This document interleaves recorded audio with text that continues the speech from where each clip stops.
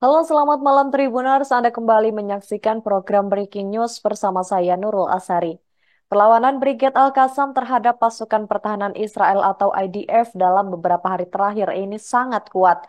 Terbukti, lusinan kendaraan militer Israel berhasil dihancurkan dalam serangan berbagai wilayah di jalur Gaza, terutama di kota Deir al-Balah dan juga di Khan Yunis.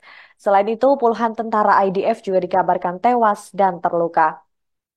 Pengumuman itu disampaikan oleh juru bicara Abu Ubaidah pada Minggu 4 Februari 2024. Abu Ubaidah mengatakan para pejuangnya telah menghancurkan sebanyak 43 kendaraan militer Israel, termasuk tank sebagian atau seluruhnya selama beberapa hari terakhir. Menurut Abu Ubaidah, para pejuang Palestina juga membunuh puluhan pasukan Israel dalam 17 operasi militer di wilayah yang terkepung. Korban jiwa dari rezim ini termasuk 15 tentara yang terbunuh dari jarak dekat dan seorang perwira serta seorang tentara yang terbunuh oleh tembakan penembak jitu Palestina. Sejumlah pasukan Israel juga dikabarkan tewas dalam ledakan yang menargetkan pintu masuk terowongan. Sebagai bagian dari pencapaian mereka, brigade tersebut berhasil menyita 4 kendaraan udara tak berawak Israel dan menembakkan serangkaian roket ke kota Tel Aviv dan daerah sekitar di wilayah pendudukan. Abu Baidah menyebutkan mortir, roket, alat peledak, serta proyektil anti lapis baja dan anti personil sebagai beberapa senjata telah digunakan oleh pejuang Palestina selama operasi anti-Israel mereka. Diketahui serangan Israel sejauh ini telah merenggut nyawa lebih dari 27.300 orang. Sebagian besar adalah perempuan dan anak-anak dan melukai lebih dari 66.600 lainnya.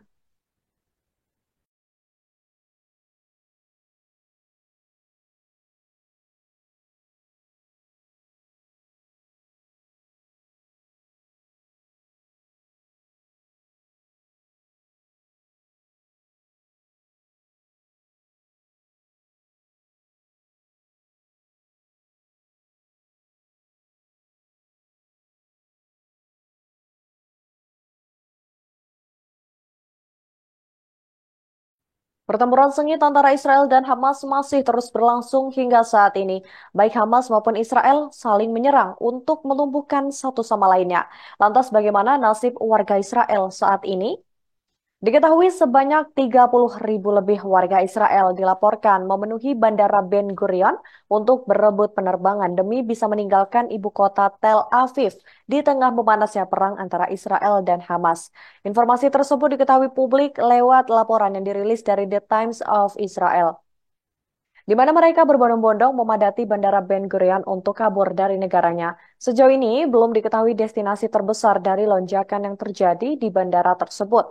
Namun alasan dari kaburnya puluhan ribu warga Israel itu agar mereka bisa melarikan diri dari tugas dinas cadangan untuk mengisi kekosongan personil di jalur Gaza.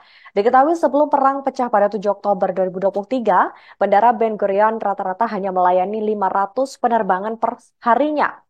Namun setelah agresi semakin memanas, Bandara Ben Gurion mulai dibanjiri warga Israel yang ingin meninggalkan negaranya agar tak ditugaskan berperang. Data dari otoritas kependudukan dan juga imigrasi Israel yang menunjukkan hampir setengah juta warga Israel telah meninggalkan negaranya sejak 7 Oktober. Bahkan sebanyak 470.000 warga Israel juga dilaporkan pergi ke luar negeri tanpa ada kepastian apakah mereka nantinya akan kembali ke negara Israel atau tidak. Sejak saat itulah pemerintah menaikkan premi asuransi hingga sejumlah maskapai menghentikan layanannya di sejumlah bandara di Israel. Masalah ini membuat Bandara Ben hanya dapat melayani 100 penerbangan per hari dan berdampak pada amblesnya sektor pariwisata asing maupun domestik di Israel.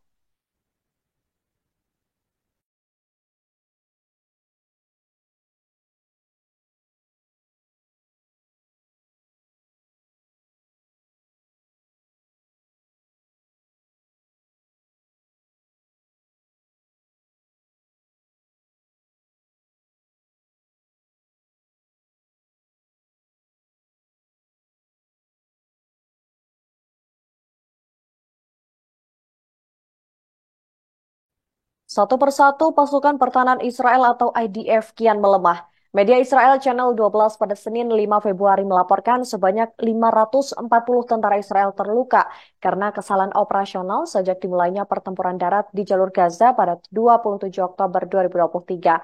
Channel 12 mengatakan informasi ini berdasarkan data dari tentara Israel.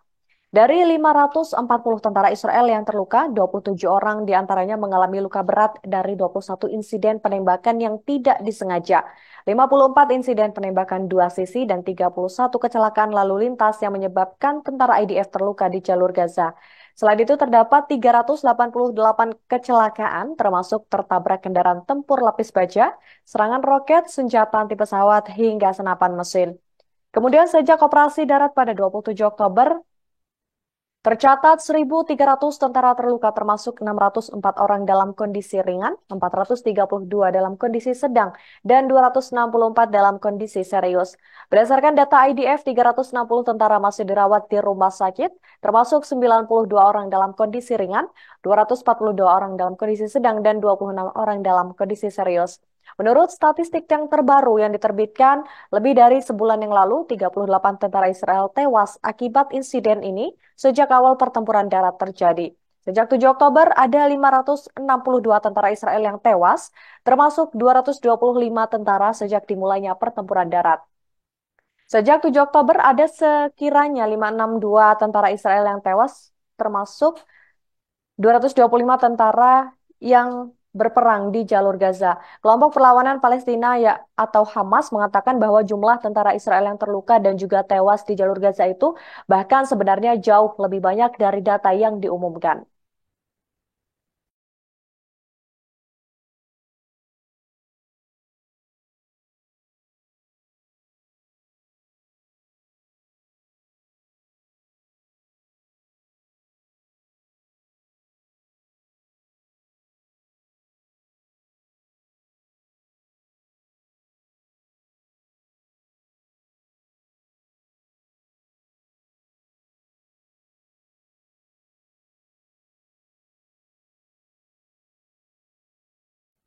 Demikian program Breaking News pada malam hari ini. Saya Nurul Asari dan tim yang bertugas pamit undur diri. Terima kasih atas kebersamaan Anda. Selamat malam dan sampai jumpa. Download Tribun X sekarang. Menghadirkan lokal menjadi Indonesia.